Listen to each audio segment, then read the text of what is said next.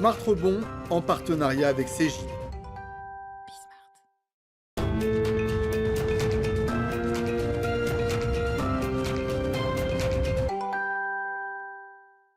Salut à tous, bienvenue pour ce nouveau numéro de Rebond en partenariat avec Cegid, les ressources humaines aujourd'hui à la une sur fond de... Mais d'ailleurs c'est une des questions qu'on posera rapidement parce que le sujet est quand même intéressant. Sur fond de grandes démissions, nouveaux rapports au travail, enfin bref, vous entendez tout ça. Crise de recrutement, ça c'est une certitude dans l'ensemble des secteurs. Est-ce qu'il faut que les RH se mettent, mais très sérieusement, à l'heure du marketing? On va voir ça ensemble, c'est parti.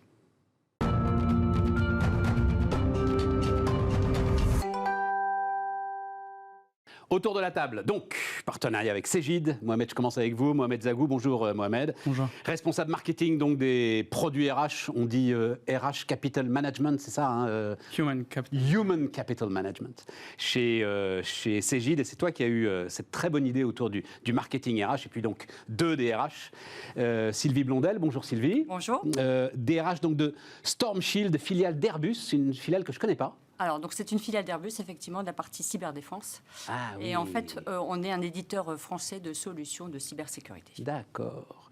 Et Karine Voirin, bonjour Karine. Bonjour Stéphane. On est dans le monde du logiciel, là, pour le coup. DRH Europe de l'Ouest d'Adobe.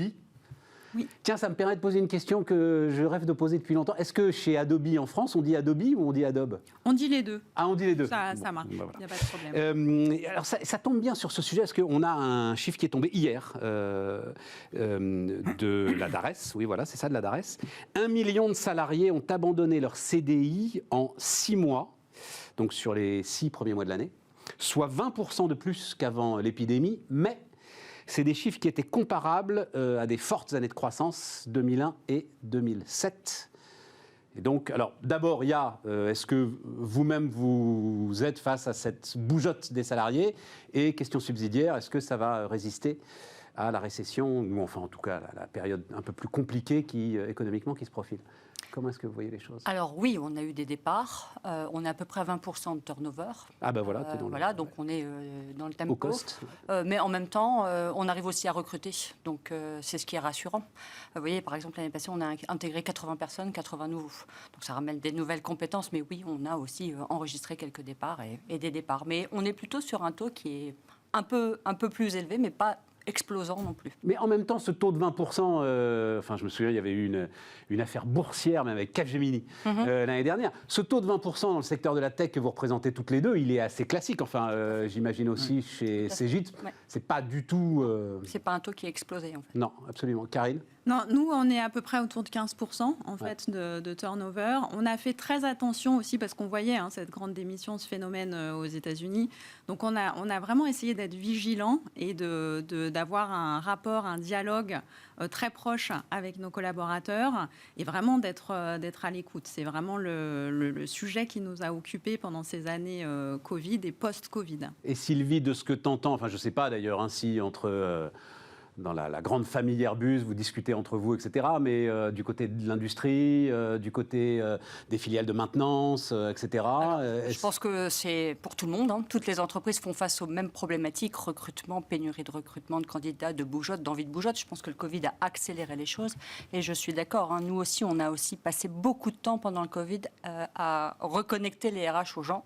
Parce que je pense que ça, c'est le nerf de la guerre. Aujourd'hui, il faut vraiment qu'on soit à nouveau plus connecté avec l'humain. En fait. C'est ça qui va faire la différence, c'est la relation en fait, qu'on va avoir avec nos collaborateurs pour les fidéliser. Mohamed? Complètement aligné, j'irai même un peu plus loin avec notamment le rôle du manager. Le manager a un rôle qui a drastiquement changé, surtout depuis la crise sanitaire. C'est celui qui a vraiment cette relation de proximité-là avec le collaborateur et c'est celui qui va porter le message de la RH. Être un petit peu l'ambassadeur numéro 1 de toutes les initiatives RH au sein de l'entreprise. Le message de la RH? Oui. Ça n'a pas toujours été le cas, ça, quand même. Le manager, normalement, il porte le message de celui qui est au-dessus de lui, il porte le message de la direction générale, il ne porte pas le message de la RH, si comment... Allez-y. Alors, Vas-y, Karine. moi, Dans un monde idéal. Hein, moi, bref. j'ai Oui, non, tendance mais c'est à très dire intéressant comme aspect. que le manager, c'est le premier RH qui est sur le terrain, en fait. Hein. Absolument. Donc, il fait... Il en est convaincu de ça, le manager, aujourd'hui ? Oui, je pense que nos managers, et encore plus maintenant, hein, c'est ce qu'on disait, après cette expérience Covid, il est au quotidien, à l'écoute, il se fait le relais en fait auprès des équipes RH de ce qui se passe, et on travaille en fait ensemble pour essayer d'ajuster, parce qu'on parlait aussi d'expérience, c'est vraiment, nous, on a à cœur de travailler autour de l'expérience de nos employés et de l'expérience des candidats. Donc, on travaille avec eux pour être vraiment à l'écoute et essayer de détecter aussi quels sont les besoins pour y répondre au plus juste. Nous, clairement, c'est un binôme, en fait. En tout cas, avec mes équipes, c'est ce qu'on veut faire. C'est c'est ce que tu veux faire, C'est ce mais que je veux faire. oui, ça, parce Mais que j'essaye. ça devient non. le monde rêvé, ça devient conte de fées, là. Non, mais franchement, moi, je pense que c'est super important d'avoir un binôme. On travaille vraiment en binôme. On a une référente RH et un manager. Ouais. Et ils sont là, deux interlocuteurs pour faire avancer l'équipe. Et les échos que j'ai de nos managers, c'est que c'est top, parce qu'ils se sentent aussi soutenus, parce que parfois, c'est pas évident, les choses évoluent, les gens sont à distance. Et donc, clairement, c'est un vrai travail d'équipe. Autre d'ailleurs chiffre, alors pas surprenant, mais je vous les donne comme ça très rapidement, vous l'avez peut-être vu, très récent, donc sondage celui-là, Opinionway, fait par le cabinet de conseil de Bruno Mettling, l'ancien DRH d'Orange, qui viendra nous voir d'ailleurs sur Bismart, qui travaille aussi beaucoup sur les travailleurs des plateformes, etc. Et tout. Pas très révolutionnaire, mais quand même, globalement quand même, le salaire et les conditions de travail, reste, le salaire et la sécurité financière, voilà, reste le premier déterminant de l'attachement du salarié à son entreprise. Le sens vient derrière, la reconnaissance vient en troisième position. Je pense que ça ne vous surprend pas, mesdames. Mais derrière, du côté effectivement des salariés comme des managers, il y a une proportion un tout petit peu plus élevée d'attachement à l'entreprise et d'attachement au travail comme centre de la vie active. Donc on n'est pas du tout sur, je ne sais pas comment vous le ressentez, sur ce qu'on a pu décrire à un moment en sortie de Covid, d'une entreprise qui allait exploser dans tous les sens. Oui, c'est vrai qu'aujourd'hui, ce dont on parlait, cette tension-là qu'il y a sur le marché, a renversé probablement le rapport employeur-candidat, très clairement. Et c'est maintenant à l'entreprise, en fait, de se mettre en avant, de montrer qui elle est, mais qui elle est vraiment, avec authenticité. C'est-à-dire qu'on peut avoir une communication institutionnelle. Nous, on en a une. Voilà, on parle de nos différents projets, de ce qui nous tient à cœur, de la diversité, de l'inclusion, de l'égalité. Mais voilà, c'est ça ce que les candidats cherchent. C'est vraiment voir l'entreprise telle qu'elle est, de manière authentique. Et c'est vrai que les témoignages collaborateurs, par exemple, c'est ce qui fonctionne le mieux. Parce qu'ils parlent avec sincérité de ce qu'ils vivent au quotidien. Et je crois qu'aujourd'hui, les candidats cherchent, c'est sûr, un poste, mais comme vous le disiez, ils cherchent aussi du sens, des valeurs, un environnement de travail, et ils ont envie de découvrir ça avant de signer le contrat de travail, en fait. Donc la période d'essai, c'est dans l'autre sens maintenant. C'est plus l'entreprise qui essaie le collaborateur, c'est le collaborateur qui essaie l'entreprise. Un peu, oui. Ouais, un peu, oui. Et clairement, je suis d'accord, c'est aussi l'honnêteté intellectuelle. C'est pas faire du marketing pour faire du marketing. On va en parler avec Mohamed. Parce que, et moi, j'avoue que j'ai vu deux nouveaux là, qui m'ont fait plaisir en me disant dis donc, je suis content parce que ce qu'on m'a vendu, c'est ce que j'ai. En fait. Et ça, je pense que c'est super important. Pas faire du marketing pour enjoliver. Il faut faire du marketing pour mettre en valeur les différenciateurs. Mais il faut que ce soit la réalité. Et si ce n'est pas la réalité, si on est un peu en retard sur certains sujets, je pense qu'il faut le dire. En fait. Sylvie, sinon, on recrute, mais en fait, les gens ne restent pas. Donc, Sylvie, pas grand intérêt. Vous êtes sans aucun doute à la pointe en matière RH. Oh, je ne sais pas. Mais peut-être pas en matière marketing. Parce qu'il y a longtemps que le marketing s'est arrêté de mentir. Il y a longtemps que vous ne vendez plus rien en mentant aux gens, vous savez. Non, vraiment, ça... Bon, tant mieux. Oui, il y a un petit moment. Bon, alors, qu'est-ce que ça veut dire, justement ? On rentre tout de suite dans le truc, Mohamed, et je trouvais ça très intéressant. D'utiliser, ce que vous dites, c'est utiliser les outils du marketing, en fait, en RH. Absolument. Raconte-nous un peu comment ça... Alors, déjà, la fonction RH, déjà, elle a évolué d'une manière assez radicale ces dernières années. Moi, je qualifie la fonction RH de science sociale. C'est un petit peu comme le marketing. Le marketing est une science sociale. Le marketing a une vision business un peu plus ancienne que celle de la fonction RH. La fonction RH existe depuis la nuit des temps, même si on ne le sait pas. Par exemple, je crois que Léonard de Vinci mettait ses CV sur sur des petits morceaux de paplard. Hein. C'était Non. Oui.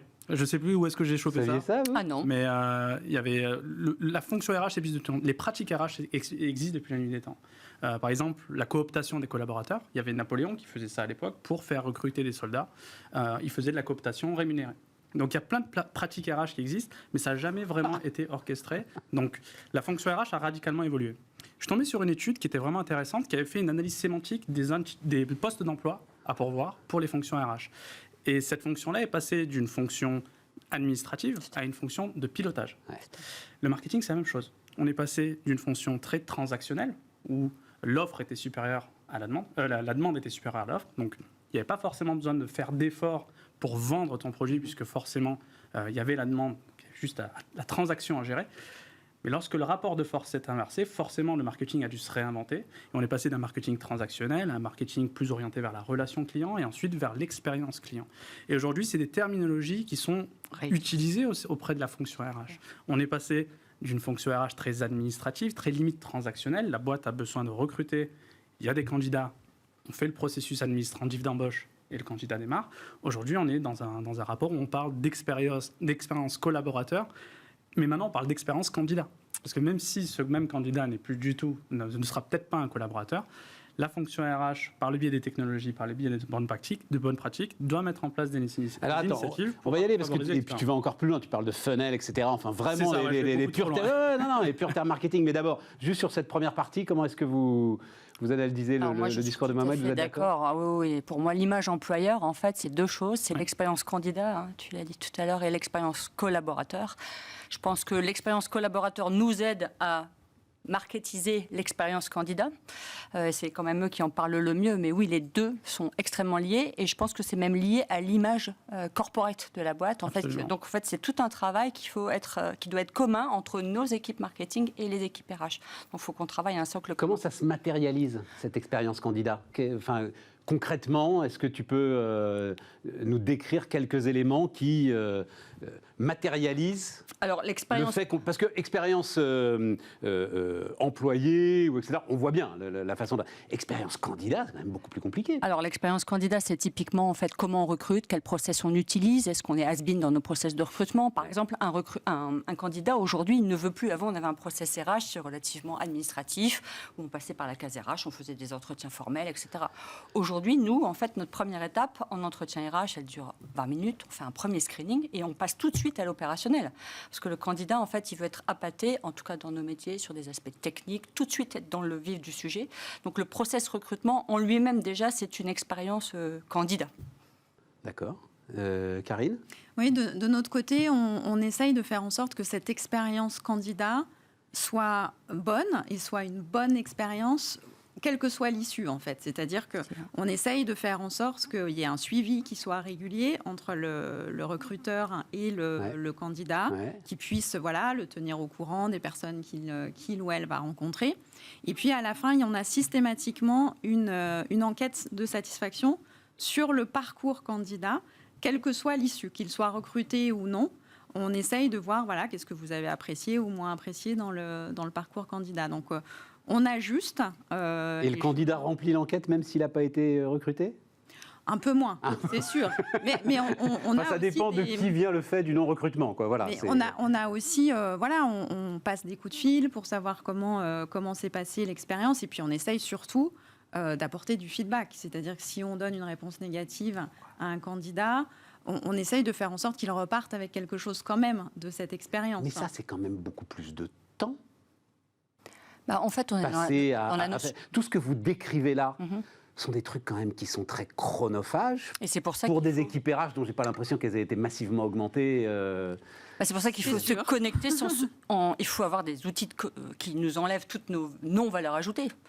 Aujourd'hui, par exemple, on ne distribue plus de fiches de paye. En fait, on a tous des matérialisations de fiches de paye. Donc tout ce temps qu'on gagne, il faut qu'on le gagne. Ce que je disais tout à l'heure sur l'humanité qu'on donne dans l'entreprise et le temps qu'on y passe. C'est la notion du tech care, en fait.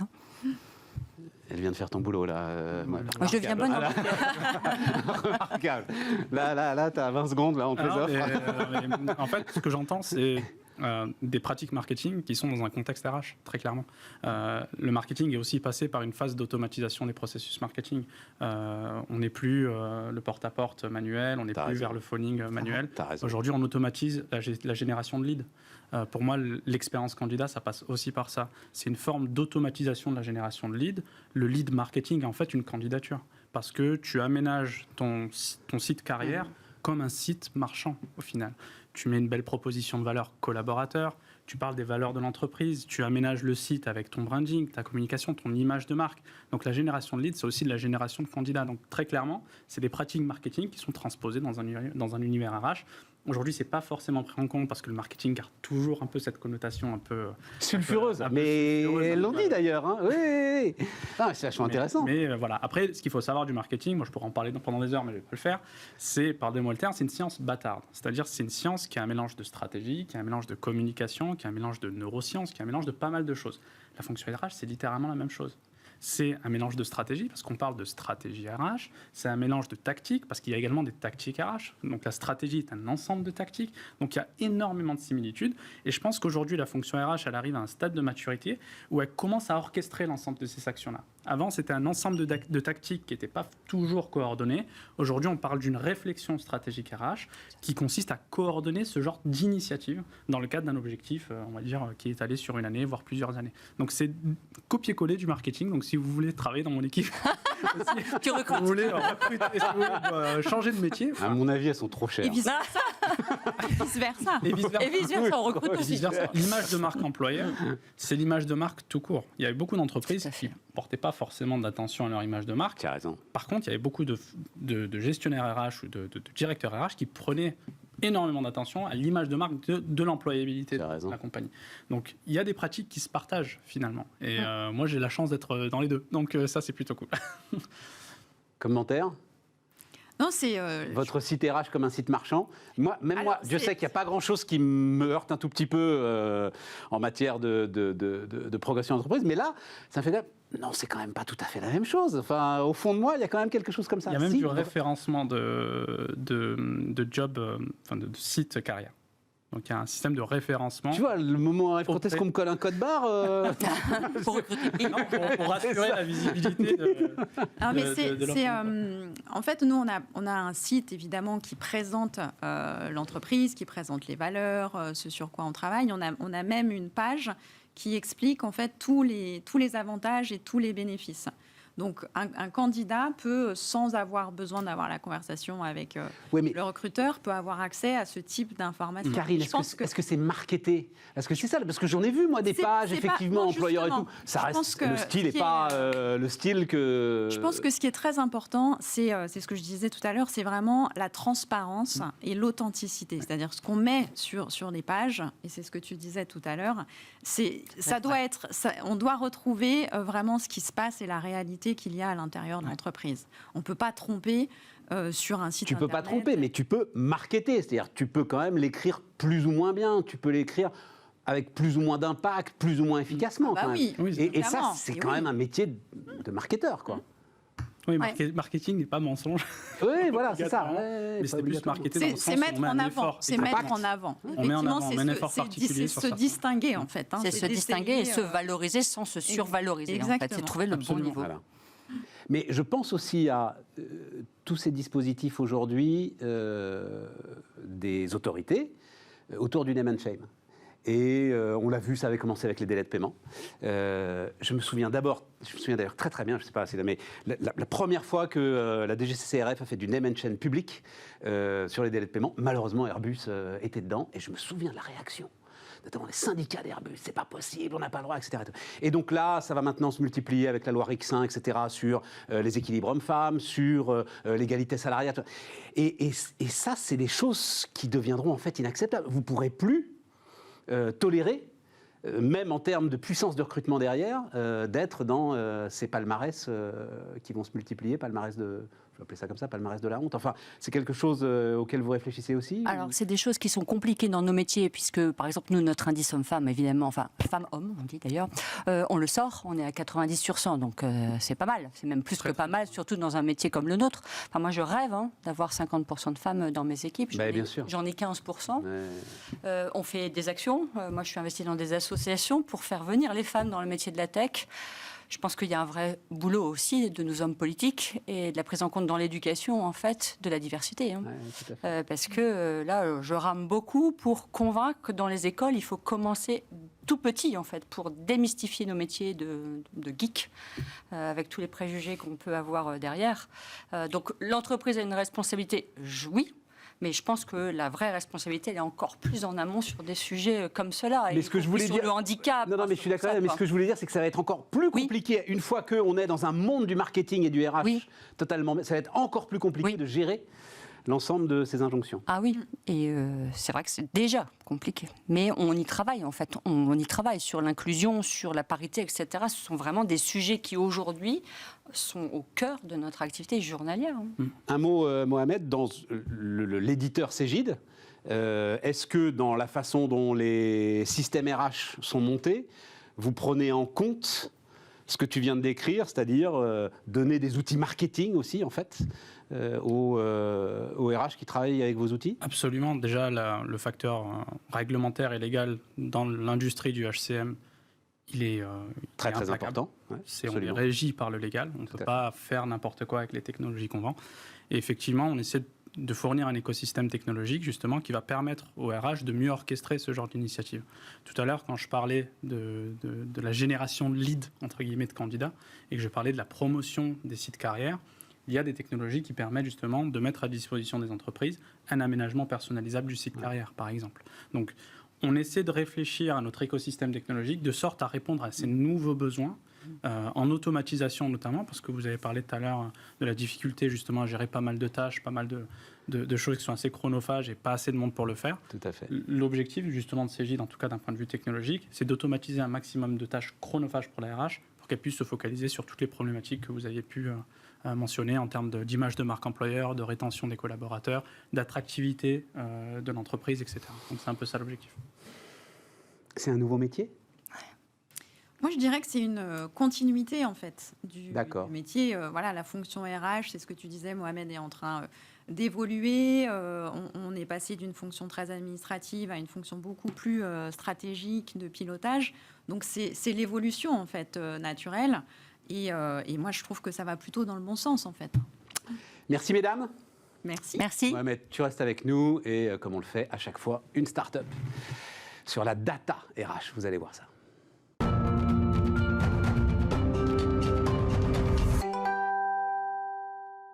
Donc, start-up, Olivier Bellou.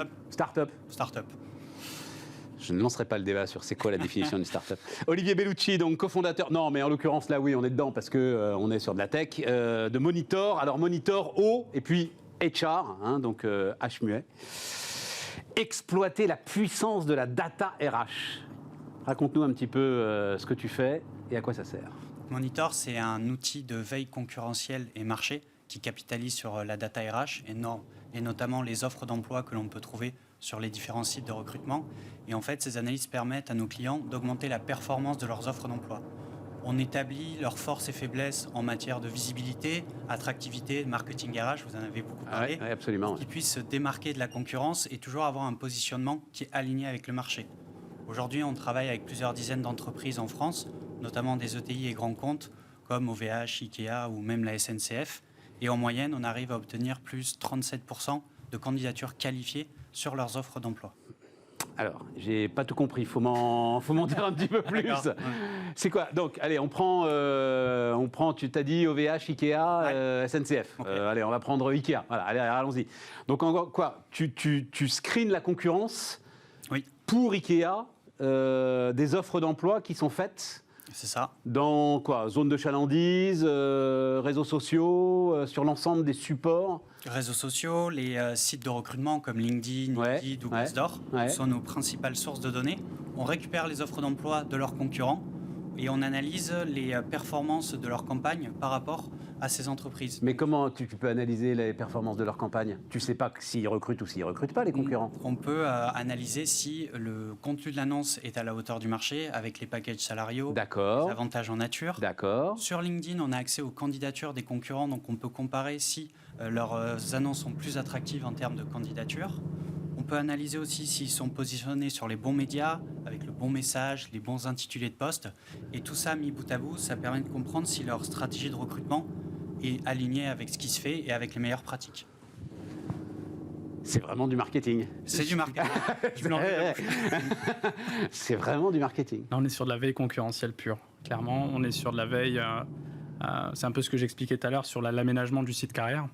L'idée, c'est pour une entreprise de comprendre est-ce que l'offre d'emploi que j'ai mise sur le marché, est-ce qu'elle est compétitive par rapport à ce que mes concurrents peuvent faire? Parce que le marché du travail aujourd'hui, c'est devenu un peu la guerre. Exactement. C'est compliqué de recruter, les attentes des collaborateurs explosent.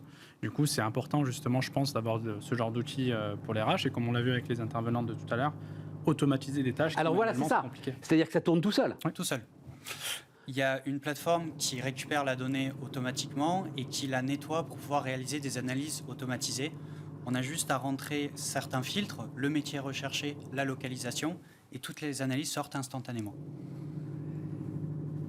Enfin, il n'y a pas... pardon, hein, mais Non, il n'y a pas de souci. il n'y a pas un sujet légal. Non, il n'y a aucun problème. Non, parce que ce n'est pas de la donnée personnelle. On travaille vraiment sur des offres d'emploi mises en ligne sur des sites qui sont accessibles publiquement. C'est ça, tout ça est public. Donc aucun problème légal ou de RGPD à ce niveau-là. Et derrière, sur est-ce que tu peux aussi analyser la durée de recrutement? C'est-à-dire savoir si... la mesure de l'efficacité des concurrents, elle est quand même très... Comment est-ce que je vais dire ça? Elle peut un peu se faire au doigt mouillé. Tu disais le marketing science bâtarde. C'est vrai que l'efficacité aussi des campagnes marketing, on la mesure, d'accord. Enfin, est-ce que tu arrives à être totalement non biaisé autour de l'ensemble de ces mesures que tu apportes? On reste une plateforme d'analyse de données, donc ça reste très objectif. Ouais. On va essayer d'éviter un maximum de biais, comme vous venez de le dire, et donc nous, on va analyser les faits. Le volume de candidatures sur LinkedIn, la rapidité à laquelle une offre est ouverte et fermée Voilà, c'est ça. sur les différentes plateformes. Donc, est-ce qu'elle est rafraîchie pendant des mois parce qu'ils n'arrivent pas à pouvoir le poste, ou au bout de 2-3 semaines, elle est fermée sur tous les sites? Nous, on va rester sur ces facteurs-là pour estimer si les campagnes sont performantes chez la concurrence. Et donc tu disais, parce que tu l'as dit rapidement, mais reviens dessus, donc efficacité, les résultats, tu as des résultats à nous donner? Donc, sur les actions qu'on mène avec nos clients, suite aux analyses qu'on peut faire, on est en moyenne à plus 37% de candidatures qualifiées sur les métiers les plus en tension. Donc ça veut dire que sur une offre, au lieu d'avoir une centaine de candidatures qualifiées, on va plus être aux alentours de 140. Ce qui permet d'avoir plus de leads, du coup, vous parliez de leads, et ce qui permet de mieux transformer à la fin du funnel. Voilà. Donc c'est vraiment le rapport marketing. Ouais. Mieux transformé à la fin du funnel, voilà. C'est vraiment un jargon marketing. Ah, on est vraiment dans un jargon marketing.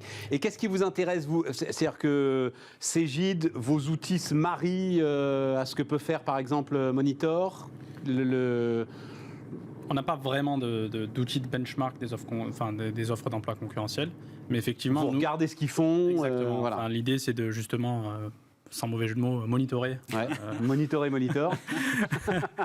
Des entreprises qui proposent des technologies qui sont assez disruptives pour le coup, parce que la veille concurrentielle d'offres d'emploi, c'est pas un marché qui est ultra concurrentiel, contrairement à des suites RH complètes, un peu dans lesquelles le marché dans lequel on se trouve. En effet. Donc l'idée, c'est vraiment justement de mentorer, pour utiliser un autre mot et arrêter mes jeux de mots, ce genre d'entreprise pour voir comment est-ce qu'elles peuvent s'intégrer dans notre écosystème technologique. Donc Monitor, Monito HR. Merci Olivier, merci d'avoir été avec nous. Merci avec Mohamed plaisir. de nous avoir accompagnés. Et puis nous, on se retrouve très bientôt, le mois prochain, pour un nouveau numéro de Rebond en partenariat avec Cegid.